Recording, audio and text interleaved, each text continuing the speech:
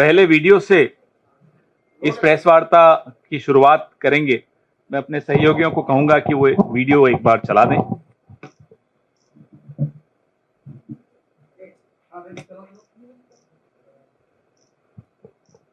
Volume. अब मैं अच्छी तरह जानता हूं, तो इन पर थोड़ा सा दबाव डालो, थोड़ा सा धक्का मारो, डर के भाग जाते हैं। जैसे उधर से ट्रंप ने एक इशारा किया, फोन उठाया, कहा मोदी जी क्या कर रहे हो, नरेंद्र सरेंडर, और जी हजूर करके नरेंद्र मोदी जी ने ट्रंप के इशारे का पालन किया। आपको एक समय याद होगा जब फोन कॉल नहीं आया था, 7th फ्लीट आई थी, 71 की लड़ाई में 7th फ्लीट आई थी, हथियार आए थे, एयरक्राफ्ट कैरियर आया था, इंदिरा गांधी जी ने कहा मुझे कुछ जो करना है मैं करूंगी। ये फर्क है, इनका कैरेक्टर है। ये सारे के सारे ऐसे हैं। आजादी के समय से सरेंडर वाली चिट्ठी लिखने की आदत है, 1 सेकंड में थोड़ा सा दबाव पड़े भैया ये लो, हाँ, तो ये इनका कैरेक्टर है। धन्यवाद। तो आपने देखा जो हमारे बेचारे भक्तजन हैं पिछले 11 साल से एक पिक्चर बना रहे थे अपने हीरो, मुकद्दर का सिकंदर। पिक्चर बन गई, पिक्चर बनने के बाद जब निकल कर आई वो निकली नरेंद्र का सरेंडर। मुकद्दर का सिकंदर तो पता नहीं कहां गया।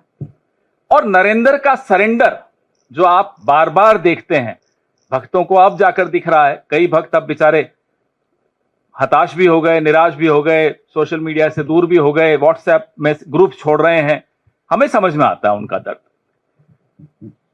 देखिए, बहादुरी जो होती है ना, इंसान के चरित्र में होती है। उसका कोई इंजेक्शन नहीं होता, कोई दवाई का डोज ले लिया, बूस्टर शॉट ले लिया, ये सब नहीं चलता। बहादुरी तो अगर है तो है, नहीं है तो नहीं। तो ये भक्तों के सरेंडर में बहादुरी बिल्कुल नहीं दिखेगी।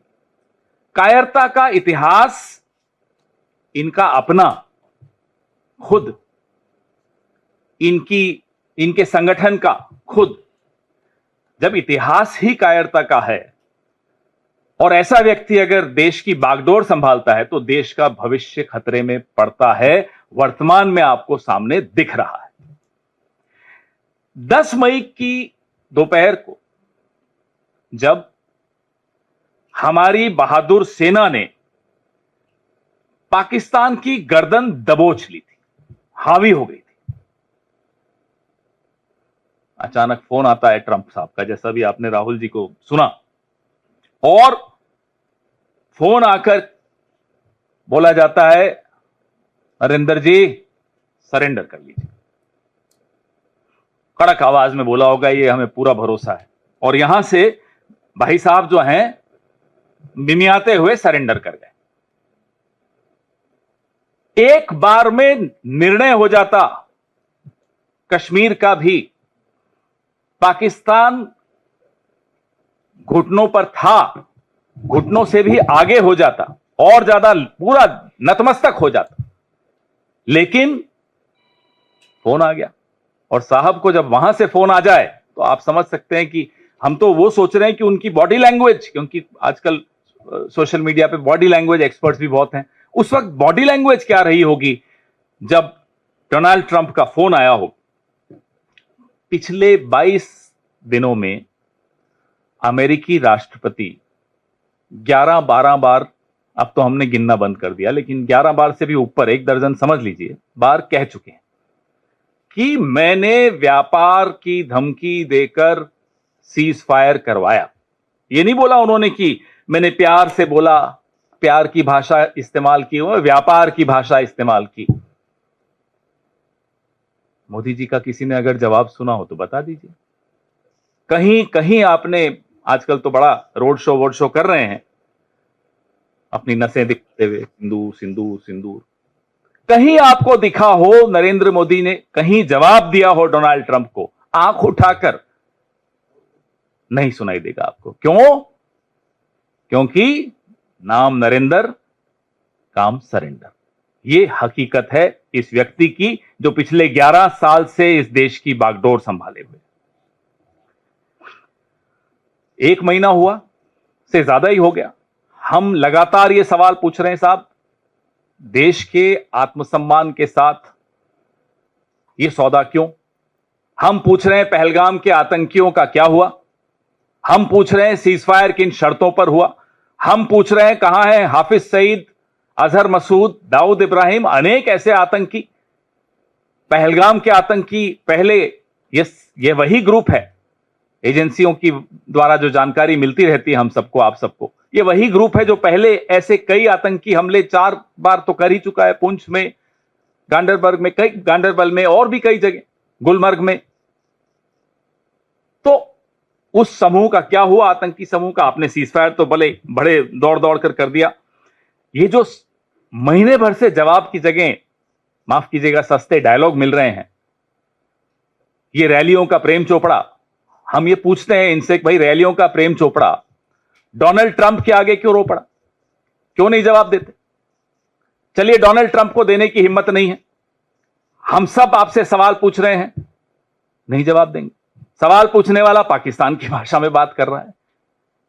सवाल पूछने वाला विपक्ष इस देश के टैक्स पेयर की बिहाफ पे, उसकी तरफ से, उसके मन की बात आप तक पहुंचा रहा है।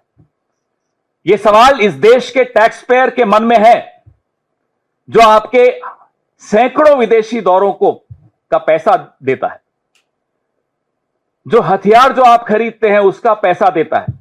ये उसके मन के सवाल हैं कि सीज फायर किन शर्तों पर हुआ, क्यों दबाव में आए, क्यों पाकिस्तान की हाथ में आई गर्दन को छोड़ दिया, किससे डर गए?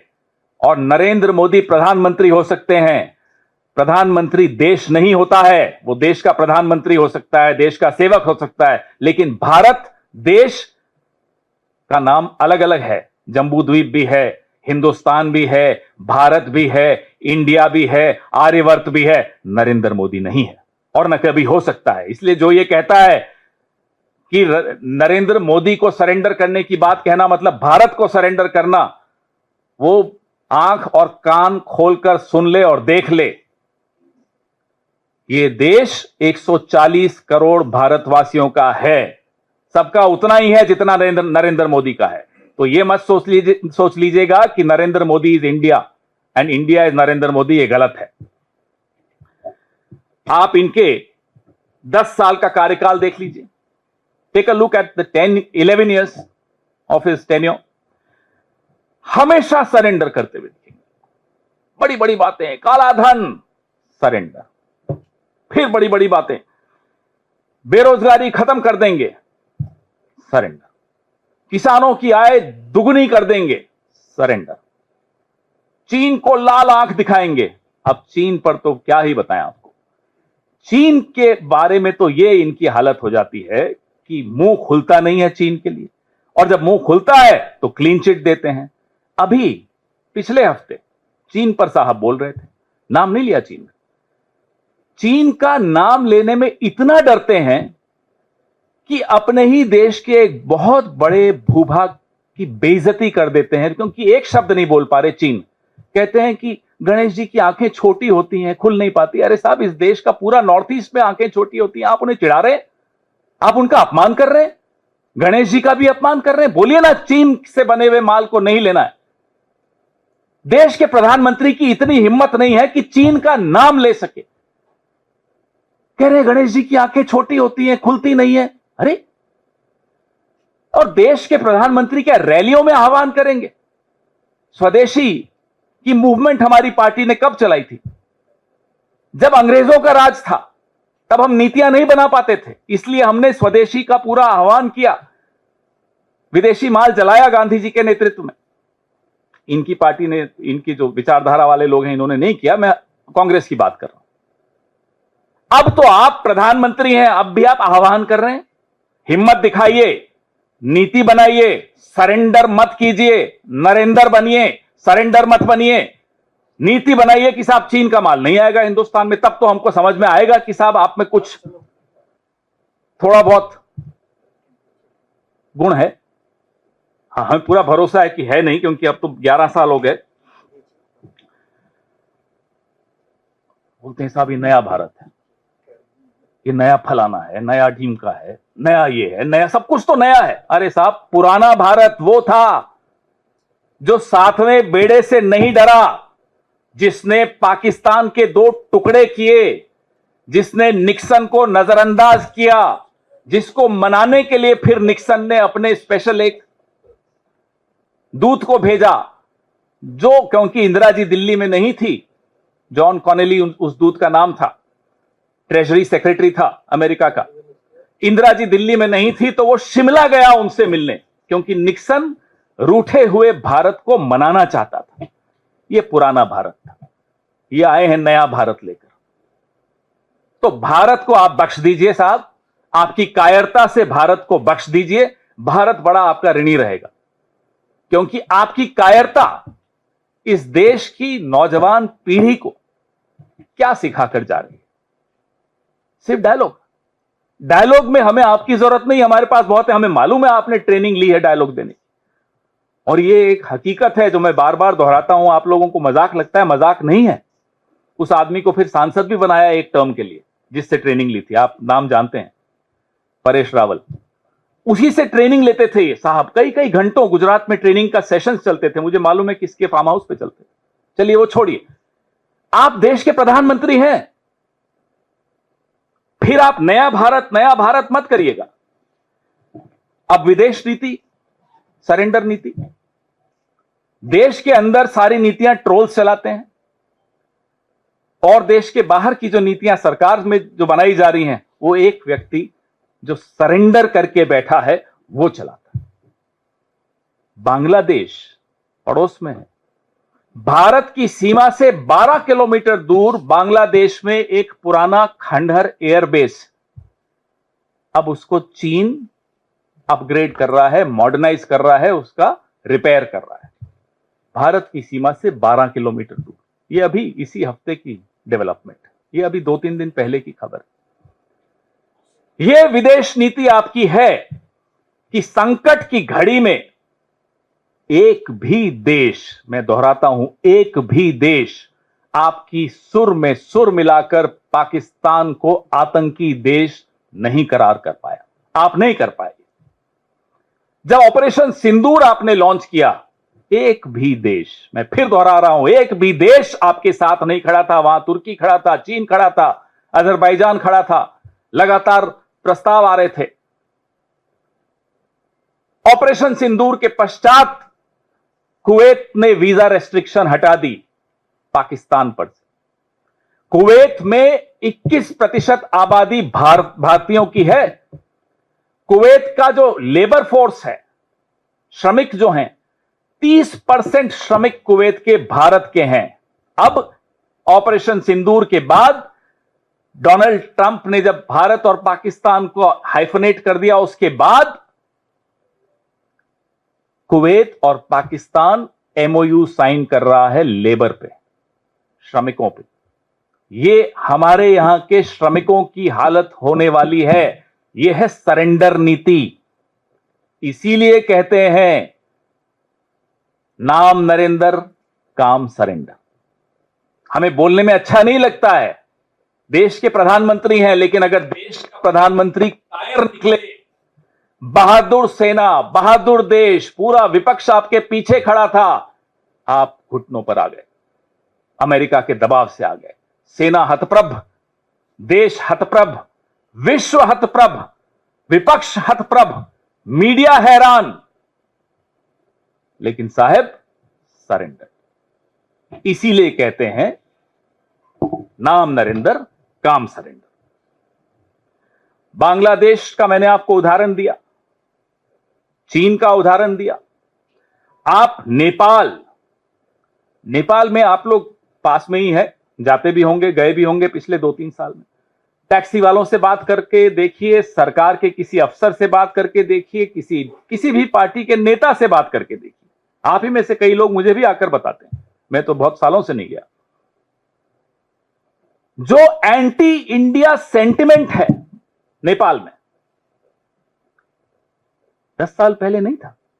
नेपाल में जब इतना भारी भूकंप आया, और हमारे मोदी जी कहते हैं कि वो भूकंप की जानकारी उन्होंने नेपाल को दी थी, आने के बाद, मतलब उसके बाद भारत ने वहां बहुत सहायता की, लेकिन नेपाल आज चीन से इतना समीप आ चुका है। अब ये बताइए, सरेंडर नीति आपकी नहीं है तो क्या है? जो कॉरिडोर की बात हो रही है लगातार, जो पाकिस्तान के साथ, कई और देशों के साथ चीन मिलकर कॉरिडोर जो बना रहा है, आप क्या कर पाए उसका? आप आईएमएफ का लोन रुकवा पाए तो बताइए। अभी मैं आपको एक और बताता हूं, वो क्रिएटिव चलाइए। अभी कुछ दिन पहले का मैं आपको 1 जून का फोटो दिखाता हूं आपको, बड़ी इसमें, ये 1 जून को प्रधानमंत्री जी मिल रहे हैं Asian development bank mister Masato Kanda से। ये 1 जून का। 3 जून को एडीबी $800 मिलियन पाकिस्तान को दे रहा है। ये अभी कल की बात है। ये 1 जून फोटो देखिए, नतमस्तक हाथ जोड़कर बैठे हैं, और 3 जून को देखिए क्या हो रहा है। अब बताइए, नरेंद्र सरेंडर नहीं है तो क्या है?